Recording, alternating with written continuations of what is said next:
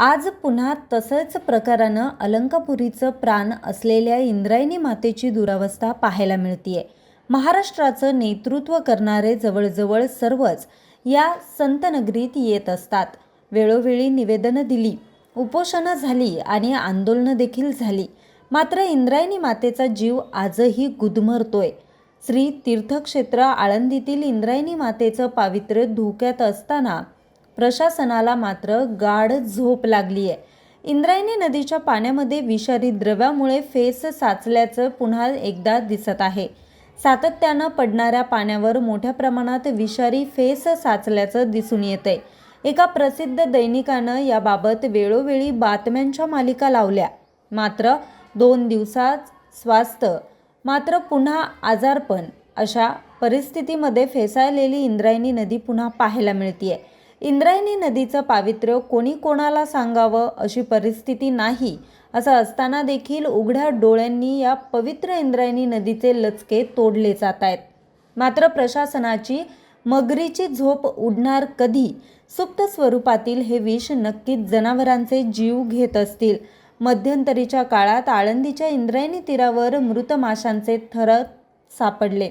पुन्हा एकदा प्रशासनाला हात जोडून विनंती करणारे ध्वनिचित्रण देखील प्रसारित झाली. मात्र श्री संत शिरोमणी ज्ञानेश्वर महाराजांच्या या इंद्रायणी काठी आजही दुर्दैवाचे दिवस आहेत याची खंत वाटते. ज्या इंद्रायणी मातेचं तीर्थ प्राशन करून पंढरीचा वारकरी तृप्त होत असतो, त्या इंद्रायणी मातेमध्ये स्वतःसाठी लालसेपोटी बरबटलेली धनलक्ष्मी कमवण्याच्या कामी इंद्रायणी मातेचं पावित्र्य धोक्यात घातलं जातंय हे चित्र स्पष्ट आहे.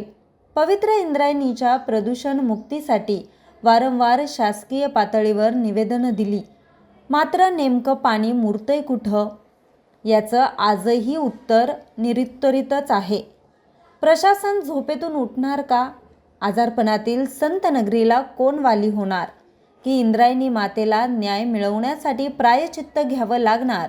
हा यक्ष प्रश्न डोळ्यांसमोर उभा राहतो. न्यूज रिपोर्टर आरिफ शेख, आज 24 तास, आळंदी.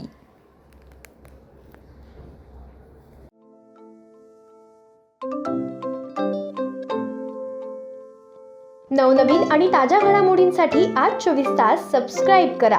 त्याचबरोबर बेल आयकॉनवर क्लिक करा आणि मिळवा आमच्या बातम्यांच्या नोटिफिकेशन्स. तसेच आज 24 तासची प्रत्येक बातमी आपल्याला कशी वाटली हे कळवा. लाईक करून, कमेंट करून आणि आमच्या बातम्या शेअर सुद्धा करा.